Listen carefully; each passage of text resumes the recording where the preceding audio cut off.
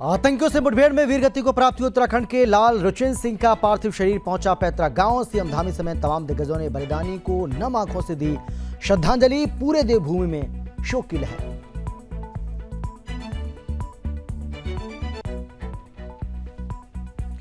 Dhami cabinet के विस्तार की हलचल हुई तेज। जल्द आएगी दायित्वधारियों की लिस्ट। कर्नाटक चुनाव के बाद धामी सरकार में दायित्वों का हो सकता है आवंटन।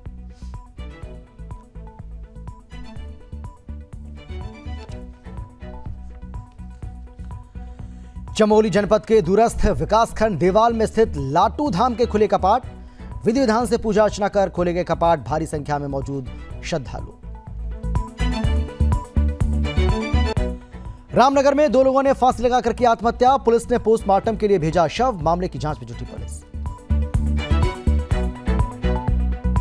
और रुद्रपुर में पुलिस प्रशासन ने चेकिंग के दौरान नोटों की छपाई करने वाले गैंग का किया पर्दाफाश। 2 आरोपी के साथ नकली नोट छपाई की मशीन बरामद। मामले में आरोपियों से पूछताछ जारी।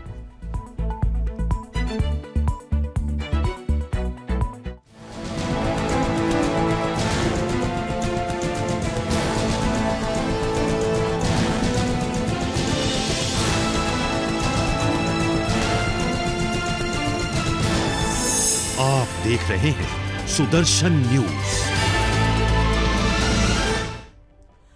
नमस्कार, आप देख रहे हैं सुदर्शन न्यूज और मैं हूं आपके साथ हम शर्मा। शाम के 4 बज चुके हैं और वक्त है अपना उत्तराखंड का। सबसे पहले बात करेंगे जम्मू कश्मीर के राजौरी में आतंकवादियों और सुरक्षा बलों के बीच हुई मुठभेड़ में उत्तराखंड के लाल रुचिन सिंह रावत की, जो कि वीरगति को प्राप्त हो गए। आपको बता दें कि वीरगति को प्राप्त हुए बलिदानी उत्तराखंड के चमोली जिले के गैरसैंण ब्लॉक के कुनीगाड़ मल्ली गांव के रहने वाले थे, जो भारत मां की सेवा करते हुए बलिदानी हो गए। वहीं बलिदानी रुचिन सिंह रावत का पार्थिव शरीर जॉली ग्रांट एयरपोर्ट पहुंचा, जिसके बाद पूरे सम्मान के साथ पुलिस प्रशासन और सेना के जवानों की मौजूदगी में बलिदानी को गार्ड ऑफ ऑनर दिया गया। इस बीच उत्तराखंड के सीएम पुष्कर सिंह धामी ने बलिदानी के बलिदान को याद करते हुए उन्हें श्रद्धांजलि अर्पित की। मुख्यमंत्री पुष्कर सिंह धामी ने कहा कि राष्ट्रीय सुरक्षा में अपने प्राण न्यौछावर करने वाले हमारे बलिदानी को यह देश हमेशा याद रखेगा। राज्य सरकार हर पल सैनिक परिवारों के साथ खड़ी है। उन्होंने कहा कि हमारी सरकार वीरगति को प्राप्त हुए रुचिन सिंह रावत के परिजनों की हर संभव मदद करेगी। उन्होंने परिजनों से इस दुख की घड़ी में धैर्य बनाए रखने की अपील की। इस दौरान कैबिनेट मंत्री गणेश जोशी के साथ तमाम दिग्गजों ने नम आंखों से श्रद्धांजलि दी। वहीं सेना के जवान के वीरगति को प्राप्त होने की खबर से पूरे क्षेत्र के साथ उत्तराखंड में मातम पसरा हुआ है। हर कोई उनके बलिदान को याद कर रहा है, क्षुब्ध हो रहा है। ऐसे बलिदानी की गाथा को याद रखेगा हिंदुस्तान, जिन्होंने अपने देश की रक्षा के लिए अपने प्राण को न्यौछावर कर दिया।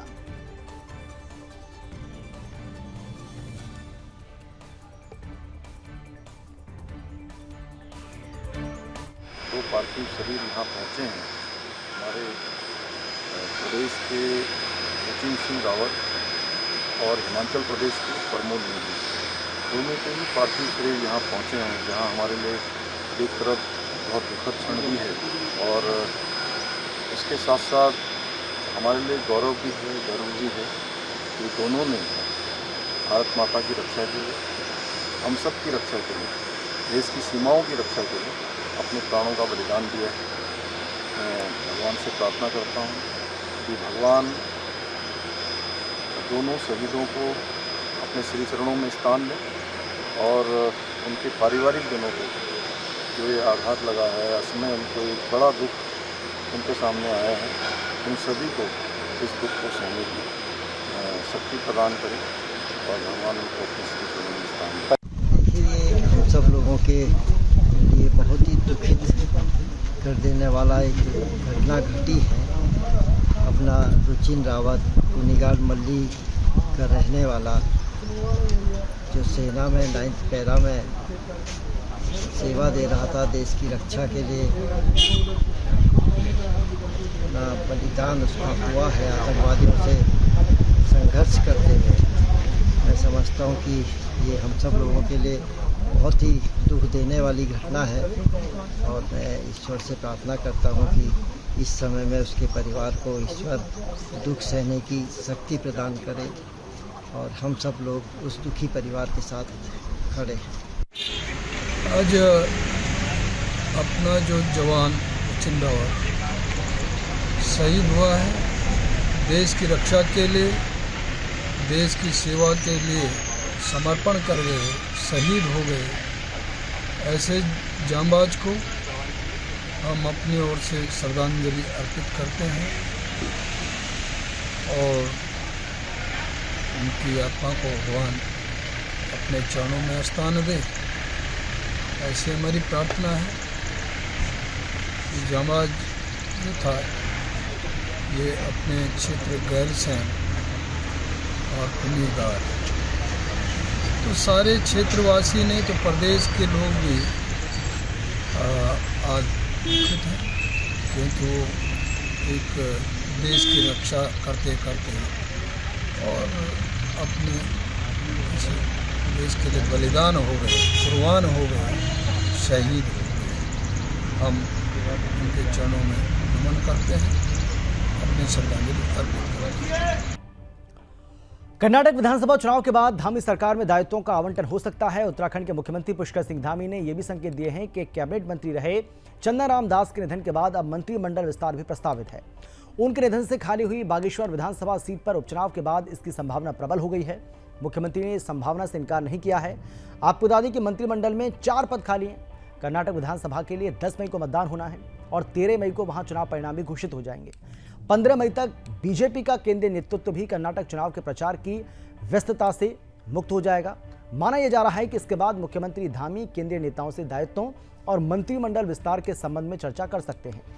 कैबिनेट में विस्तार जल्द होने की कम संभावना। इससे पहले मंत्रिमंडल विस्तार के लिए क्षेत्रीय और जातीय समीकरणों के हिसाब से सरकार और संगठन के स्तर पर होमवर्क शुरू हो जाएगा। माना यह भी जा रहा है कि 15 मई के बाद प्रदेश सरकार में दायित्वों का आवंटन भी हो सकता है। मुख्यमंत्री ने भी इस बात के संकेत दिए हैं। सीएम धामी ने कहा है कि कर्नाटक चुनाव के बाद दायित्व देने पर विचार हो सकता है, लेकिन कैबिनेट में विस्तार जल्द होने की संभावना कम है।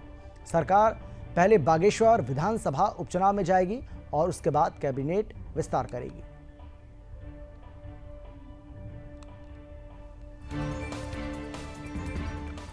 चमोली जनपद के दूरस्थ विकासखंड देवाल के वाड़ स्थित लाटू धाम के कपाट वैशाख पूर्णिमा के अवसर पर शुक्रवार को 2:20 पर विधि विधान से 6 महीने के लिए खोल दिए गए।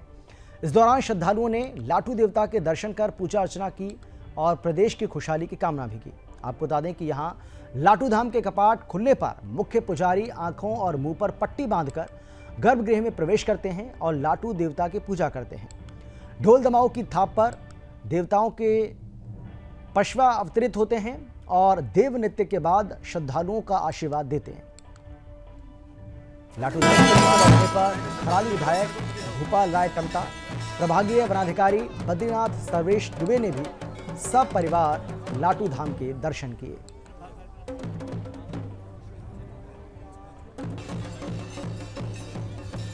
आज हमारे जो प्रसिद्ध धाम है लाटू का, आज यहाँ पर विधि विधान से कपाट खुले हैं और हजारों की तादाद में श्रद्धालु यहाँ पर आए हैं। मैं आज भगवान लाटू के चरणों में आया था और मैं भी प्रार्थना कर रहा हूँ इस क्षेत्र की खुशहाली की, यहाँ की सुख समृद्धि की, और आगामी जो राज यात्रा है 2026 में मैं चाहता हूँ कि माँ की जो ये राज यात्रा होगी और ये मुख्य पड़ाव है हमारा, तो यहाँ पर किस प्रकार के आधारभूत संसाधन हम बनाएं। तो मैं आज लाटू देवता से प्रार्थना कर रहा हूँ कि इस क्षेत्र के सेवक के रूप में मुझे मेरा जो संकल्प है, जो मेरा ध्येय है, उस ध्येय को पूरा करने की भगवान मुझे शक्ति दे और इस क्षेत्र की खुशहाली की कामना करता हूँ। उत्तराखंड के रामनगर में उस समय हड़कंप मच गया जब क्षेत्र में 2 अलग-अलग स्थानों पर 2 लोगों ने संदिग्ध रूप से फांसी लगाकर आत्महत्या कर ली। घटना के बाद मृतकों के परिजनों में कोहराम मचा हुआ है। आपको बता दें कि दोनों मृतकों ने अज्ञात कारणों से फांसी लगाकर आत्महत्या की, जिसके बाद स्थानीय लोगों ने मामले की सूचना पुलिस को दी। वहीं मौके पर पहुंची पुलिस ने मामले को दर्ज कर शव को पोस्टमार्टम के लिए अस्पताल भेज दिया है। वहीं मामले में आगे की जांच चल रही है।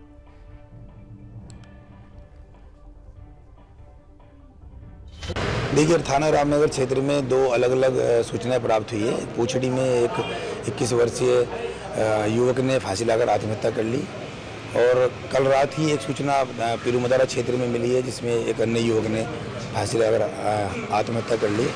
दोनों के शव को पुलिस ने कब्जे में लेकर पोस्टमार्टम के लिए भिजवा दिया है और उनके परिजन मौके पर हैं और इस संबंध में जो भी आवश्यक जानकारी की जा रही है और जानकारी के बाद आवश्यक वैधानिक कार्रवाई की जाएगी।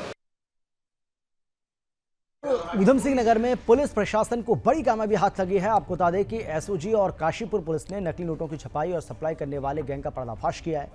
पुलिस ने यूपी के 2 लोगों को गिरफ्तार कर करीब 22 लाख के नकली नोट, छपाई की मशीन और अन्य उपकरण बरामद किए हैं, जिसके बाद एसएसपी ने पुलिस टीम को 2500 का इनाम देने की घोषणा की है।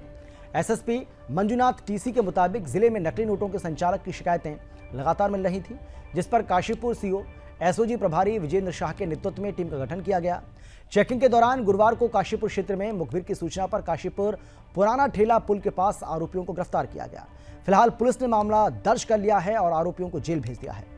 मामले में आगे की कार्रवाई चल रही है।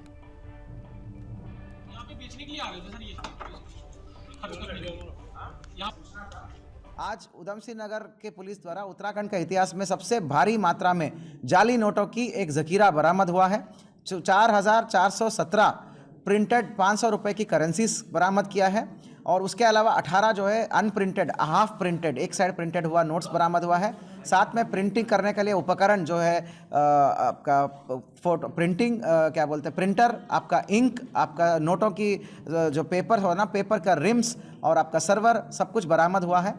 इनका कहना ये है कि इनको हाई क्वालिटी रेप्लिका मिल गई ऑनलाइन, मतलब डिजिटल रेप्लिका मिल गया, मतलब नोट का रेप्लिका, उसको यूज़ करके ये एक सॉफ्टवेयर के माध्यम से ये प्रिंट करते थे और प्रिंट करने के लिए ये स्टैम्प पेपर का जो पेपर होता है ना, स्टैम्प की पेपर होता है, उसके ऊपर प्रिंट करते थे। इन्हीं के कहने के अनुसार जो है एक स्टैम्प पेपर पे ये 4 नोट छाप देते थे। तो उसके बाद हाई क्वालिटी कटर मशीन होता था जो बिल्कुल ही उसी डायमेंशन में काट देते थे। तो ये जो है 1 का 3 के भाव के बेचने का प्रयास किया जा रहा था इनके द्वारा, लेकिन जागरूक नागरिक जो होते थे उन्होंने हमारे एसओजी को सूचना दे दिया। जैसे ही ये लोग जो है एक बड़ा खेप लेके आए थे और काशीपुर में कुछ लोगों को बेचने का प्रयास किया जा रहा था, तो तभी जो है हमारा सूचना तंत्र एक्टिवेट हो गया था और जो है एक्टिवेट होते ही हमने एसओजी के माध्यम से इसका पूरी खेप को पकड़ लिया और इसी के निशानदेही पर हमने आगे जाकर जो ये भोगपुर जिला पड़ता है, बेगपुर क्षेत्र पड़ता है बिजनौर जिला में, वहाँ जाकर इसके पूरी प्रिंटिंग प्रेस, मतलब प्रिंटिंग का समस्त उपकरण, नोटों की खेप और उसके अलावा पेपर का रिम और सब चीज़ें बरामद किया है। अभी भी विवेचना में इसमें बहुत सारे सवाल का जवाब मिलना है। इसके लिए हमने विशेष टीम को गठित करते हैं क्योंकि सीरियस मामला है। पहली बात तो एसआर की श्रेणी में लाना है, उसके बाद एसपी क्राइम की मॉनिटरिंग में आना है, जिसको हर हफ्ते में इसमें रिव्यू करेगा। अभियुक्त का पीसीआर लेना है। कई सारे सवाल है हमारे पास कि कौन सा इंक यूज़ करते थे, ये इंक वहाँ से कहाँ से प्राप्त किया, और कौन सा सॉफ्टवेयर यूज़ करते थे, या फिर रेप्लिका इनको कहाँ से मिली। ऊधम सिंह नगर पुलिस को बहुत बड़ी कामयाबी हाथ लगी है। आपको बता दें, आज ऊधम नगर पुलिस को 22 लाख की नकली करेंसी के साथ 2 लोगों को गिरफ्तार किया है।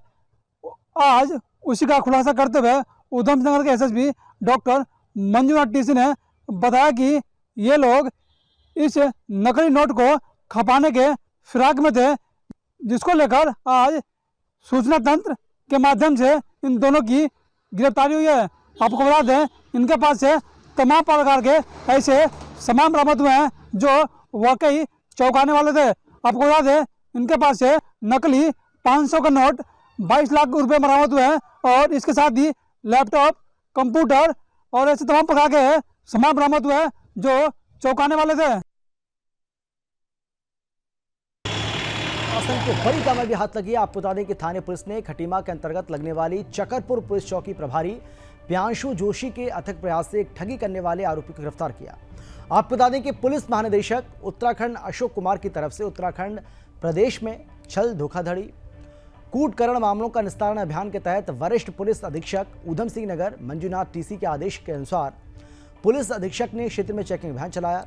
अभियान के तहत भोले भाले लोगों को अधिक ब्याज के लालच देकर FD, RD, loan saving account के नाम पर करोड़ों रुपए सोसाइटी के विभिन्न खातों में जमा करवाकर लोगों के साथ धोखाधड़ी करने वाले फरार आरोपियों को गिरफ्तार कर लिया। फिलहाल पुलिस ने मामले को दर्ज कर लिया है, आरोपी को जेल भेज दिया है। मामले में आरोपी से पूछताछ चल रही है। ये डीजीपी महोदय द्वारा 420 और रंगदारी और जो भी अन्य प्रकार की धोखाधड़ी हैं, इनमें जो भी मुलजिम हैं उनकी गिरफ्तारी के लिए अभियान चलाया जा रहा है। उसी के तहत जो थाना खटीमा में पंजीकृत मुकदमा था 2021 में, जेकेवी सोसाइटी नाम से किसी ने चिट फंड कंपनी बनाई थी, तो उन्होंने यहाँ क्षेत्र में लोगों से अधिक इंटरेस्ट रेट देने के नाम पे FD RD इस टाइप के खाते खुलवाए थे, जिसमें उन्होंने टोटल लोगों से लगभग 1,27,00,000 तक के रुपए जमा किए थे और उसके बाद वो यहाँ से फरार हो गए थे।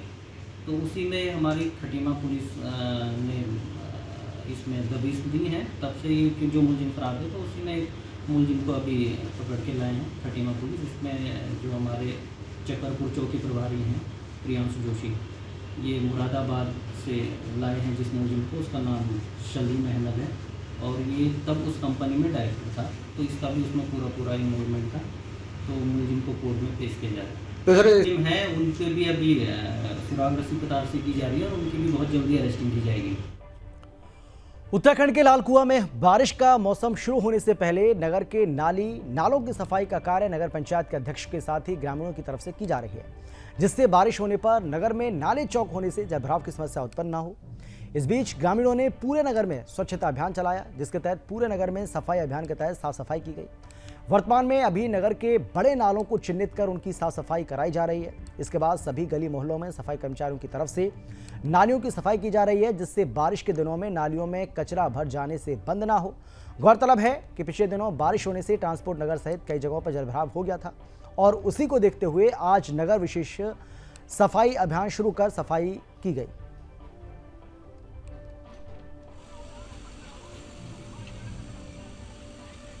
उत्तराखंड के लालकुआं नगर की अंग्रेजी शराब की दुकान में आबकारी विभाग ने छापेमारी की। छापेमारी के दौरान शराब की दुकान में कई अनियमितताएं मिली हैं, जिसके बाद आबकारी निरीक्षक ने दुकान से बरामद शराब की बिक्री रोकते हुए 3 दिन के अंदर शराब के वास्तविक कागजात प्रस्तुत करने के निर्देश भी जारी कर दिए। आबकारी निरीक्षक धीरेन्द्र बिष्ट के अनुसार लालकुआं स्थित अंग्रेजी शराब की दुकान पिछले 2 दिनों से दैनिक आधार पर दी गई थी। छापेमारी के दौरान दुकान संचालक ने दुकान में रजिस्टर नहीं रखा था। दुकानदार की तरफ से कुछ शराब बाहर से लाई गई, जिसके वैध कागजात मांगे गए तो दुकानदार उसे प्रस्तुत करने में नाकाम रहा, जिसके बाद दुकानदार को नोटिस जारी कर निर्देश भी दिए गए कि वो बरामद की गई शराब के वास्तविक कागजात 3 दिन के भीतर विभाग में प्रस्तुत कर दें और तब तक दुकान में शराब की बिक्री बंद रहेगी। फिलहाल मामले में आगे की कार्रवाई चल रही है।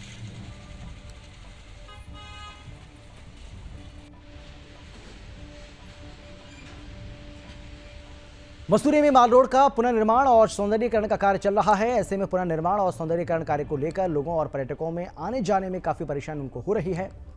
पर्यटकों की परेशानी को देखते हुए यहां पोस्टर लॉन्च किए गए, जिसमें पर्यटक से मसूरी में माल रोड के पुनर्निर्माण और सौंदर्यीकरण कार्य और मसूरी पेयजल योजना के तहत डाली जा रही लाइनों को लेकर किए जा रहे कार्यों से पर्यटकों के लिए माफी मांगी गई। इस मौके पर मसूरी बीजेपी मंडल के अध्यक्ष, पूर्व महिला मोर्चा की अध्यक्ष पुष्पा पड़यार ने भी मसूरी की बेहतरी के लिए किए जा रहे कार्यों को लेकर पर्यटकों को हो रही असुविधा के लिए खेद व्यक्त किया। अभी लगा देते हैं। नहीं आप करो, धान चूस जाएगा ना सर थोड़ा साइड में लगा दीजिए। उत्तराखंड के मसूरी में बीजेपी की तरफ से एक निजी होटल में कार्यक्रम का आयोजन किया गया, जिसमें बीजेपी महिला मंडल समिति तमाम लोग शामिल हुए, जिनका जोरदार स्वागत किया गया। इस दौरान मसूरी बीजेपी महिला मोर्चा के अध्यक्ष गीता कुमाई, मसूरी महिला मोर्चा मंडल की नवगठित कार्यकारिणी समस्त पदाधिकारियों का परिचय और सम्मान किया गया। इस दौरान मसूरी के होटल में आयोजित कार्यक्रम में बतौर मुख्य अतिथि पहुंची कैबिनेट मंत्री गणेश जोशी की धर्मपत्नी निर्मला जोशी का भी जोरदार स्वागत किया गया। इस बीच आगामी 2023 के चुनाव के लिए एकजुट होकर काम करने की अपील भी की गई। मसूरी बीजेपी मंडल के पूर्व अध्यक्ष मोहन पेटवाल ने सभी कार्यकर्ताओं से एकजुट होकर आगामी नगर निकाय चुनाव के लिए काम करने की अपील की। उन्होंने कहा कि सभी कार्यकर्ता एकजुट होकर रणनीति के तहत काम करें, जिससे कि नगर पालिका का चुनाव भारी मतों से जीता जा सके।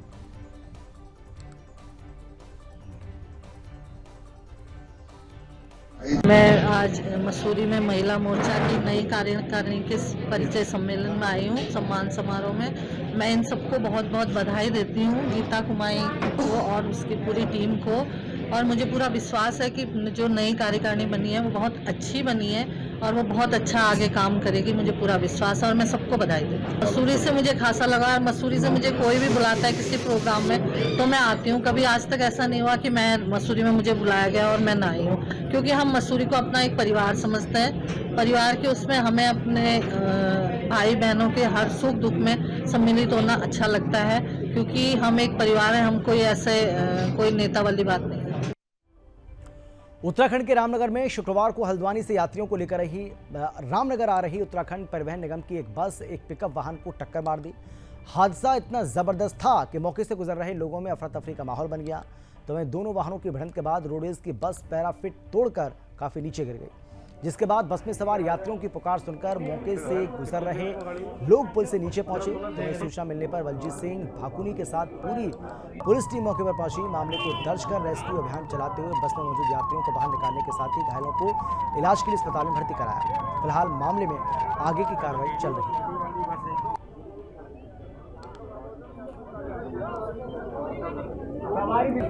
देखिए, आज ये जो नया कोसी बैराज है रामनगर में, इससे पहले एक डीसीएम की और रोडवेज की गाड़ी की टक्कर हो गई, जिससे रोडवेज की गाड़ी अनियंत्रित होकर पैराफिट तोड़ के नीचे गिर गई है, जिसमें बस चालक की डेथ हो गई है और उसमें से 7-8 सवारियों को मतलब मामूली चोटें आई हैं, जिनको इलाज के लिए अस्पताल भिजवा दिया गया है। मैं कंडक्टर हूँ गाड़ी का। गाड़ी में 16 सवारी थी, हमें दोनों को मिला के 18 हो गए, पूरे थे 18 गाड़ी में। आगे से जैसे ही वो ओवरटेक करता हुआ आ रहा था कैंटर वाला, हाँ पिकअप, तो हमने पूरी, ड्राइवर साहब ने पूरी अपनी साइड ले ली गाड़ी, लेकिन तब भी वो टक्कर होने के बाद गाड़ी नीचे गिर गई। तो उसमें ड्राइवर साहब की डेथ हो गई? हाँ जी, वो on the spot he death हो गई उनकी। तो लापरवाही पिकअप वाले की लापरवाही? हाँ, पूरी लापरवाही उसकी। वो रॉन्ग साइड आया, जो वहाँ खड़े भी थे लोग, उन्होंने भी उनकी गलती बताई, वो भाग गए इतना करके।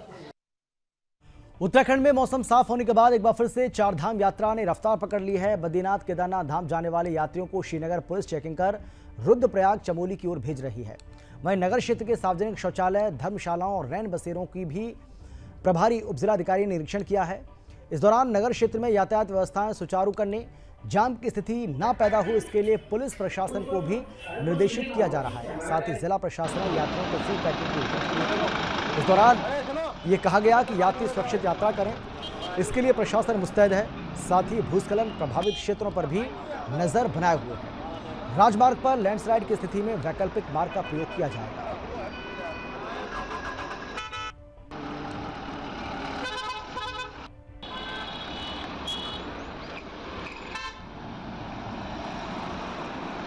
पार्किंग में जो शौचालय लगे हैं तथा पूरे शहर भर में जो शौचालय हैं उनका निरीक्षण किया गया। अभी सफाई की व्यवस्था ठीक है हमारे यहाँ पर। इसके साथ साथ में आदरणीय जिलाधिकारी गढ़वाल के निर्देशों के क्रम में हमने आज लगभग 100 फूड पैकेट भी जो श्रद्धालु आ रहे हैं, जो हमारे चारधाम यात्री हैं, उनको हमने डिस्ट्रीब्यूट किए हैं। जैसा कि अभी मौसम विभाग के द्वारा अलर्ट जारी किया गया है, ऑरेंज अलर्ट जारी किया गया है, तो जो हमारे देश के दूर दराज इलाकों से जो लोग श्रद्धालु आए हैं उनको हमने कुछ जो रिफ्रेशमेंट किट है या जो हमारी फूड किट है वो हमने वितरित की। इसमें अभी हमने यात्रियों को जब हमने फूड पैकेट वितरित किए, उसके साथ साथ में यातायात के नियमों का पालन करने के लिए बोला है तथा इसके साथ ही उनकी जो यात्रा है वो सकुशल संपन्न हो, उसके लिए उनको जागरूक भी किया।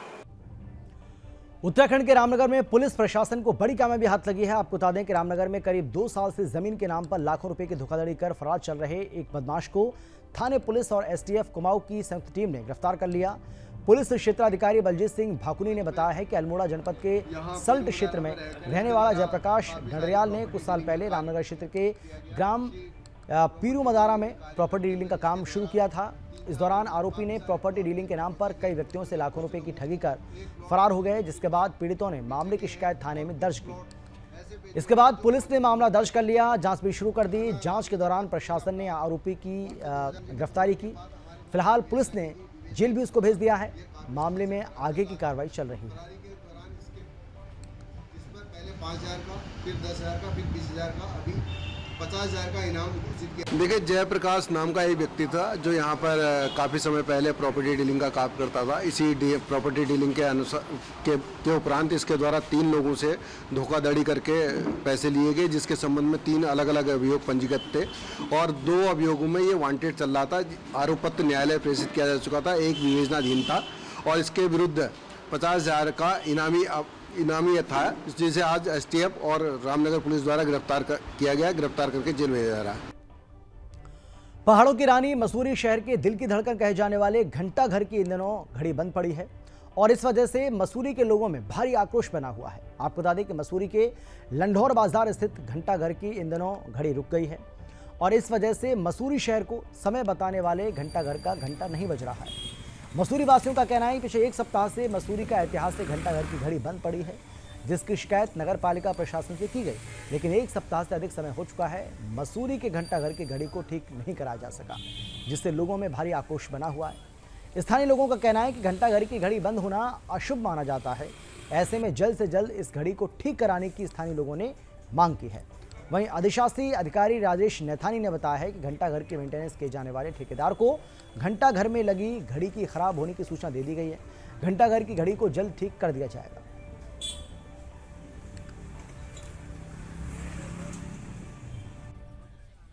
घंटाघर शहर की धड़कन माना जाता है और ये एक हफ्ते से बंद है और इसकी सुध लेने वाला कोई नहीं है। इसकी घड़ी भी बंद है और इसके घंटे भी नहीं लग रहे। लंडौर बाजार की उपेक्षा हर तरफ से होती रहती है, तो ये तो कोई नई बात नहीं है। सबको अपना माल रोड दिखता है। लंडौर बाजार में कोई ज़्यादा ध्यान देता नहीं है, जिससे लंडौर की स्थिति दिन पे दिन खराब होती जा रही है। प्रशासन को ये कहना चाहते हैं कि लंडौर की तरफ भी देखना चाहिए। छोटी छोटी जो सुविधाएं हैं वो यहाँ पे लंडौर वाले चाहते हैं, लेकिन उनको मिलती नहीं है और इस वजह से सब लंडौर वाले बड़े परेशान रहते हैं। कभी पानी नहीं है, कभी बिजली नहीं है, कभी घंटाघर नहीं चल रहा है, तो इस तरीके से कभी जाम लग रहा है, तो यहाँ पे बड़ी उपेक्षा होती रहती है, जिससे कि लंडौर वाले बड़े दुखी रहते हैं। जिस ठेकेदार द्वारा इसको बनाया गया था उसे ही इसको संचालन के लिए दिया गया था और मेंटेनेंस होने की थी। उनका एग्रीमेंट अभी फरवरी में ख़त्म हो गया है और उसमें नए एग्रीमेंट की कार्रवाई की जा रही है। फिलहाल हमने उन्हीं ठेकेदारों को कह दिया कि वो घंटाघर की घड़ियाँ चलवाएं और जो म्यूज़ियम उसमें बना हुआ है उसको साफ़ सफाई करवा के और उसको खोलें। तो इसमें जैसे ही नया एग्रीमेंट हो जाएगा फिर नई व्यवस्थाएं शुरू हो जाएगी। फिलहाल उन्हीं को आदेशित करिए। ये 2 दिन में करवा देंगे हम उनको ठीक, मंडे तक क्लियर। उत्तराखंड राज्य के पुलिस महानिदेशक अशोक कुमार की तरफ से राज्य की कानून व्यवस्था को सुदृढ़ बनाए रखने के लिए लगातार अभियान चलाया जा रहा है और इन्हीं अभियानों में से एक महत्वपूर्ण राज्य में बढ़ते वन जीव जंतुओं की अवैध तस्करी में लिप्त तस्करों की अवैध गतिविधियों की रोकथाम और धरपकड़ के लिए एसएसपी एसटीएफ श्री आयुष अग्रवाल ने अपनी टीमों को निर्देशित किया और इसी क्रम में सीओ एसटीएफ सुमित पांडे ने निरीक्षक एमपी सिंह के नेतृत्व में टीम का गठन किया। इस कड़ी में उत्तराखंड एसटीएफ की टीम ने तराई पूर्वी वन प्रभाग सुराई वन क्षेत्र की टीम के साथ मिलकर संयुक्त कार्रवाई को अंजाम दिया। खटीम पूरनपुर मार्ग स्थित सुराई पुल के पास 2 शातिर वन्य जीव तस्कर को गिरफ्तार किया, जिनके कब्जे से 4 किलोग्राम 700 ग्राम पेंगोलिन शल्क बरामद किया गया। इसके साथ ही गिरफ्तार दोनों तस्करों ने एसटीएफ को पूछताछ में बताया है कि इस पेंगोलिन का शिकार उन्होंने इसी साल मार्च महीने में महू फ्रेंज माधो टांडा पीलीभीत के जंगल से किया था, जिसे आज बेचने के लिए नेपाल जा रहे थे। फिलहाल पुलिस ने मामले को दर्ज कर लिया है, आरोपी को गिरफ्तार कर लिया है। इस मामले में आरोपी से पूछताछ भी चल रही है। और इसी के साथ इस बुलेटिन में फिलहाल इतना ही, लेकिन देश और दुनिया की बाकी खबरों के लिए आप देखते रहिए सुदर्शन न्यूज। नमस्कार।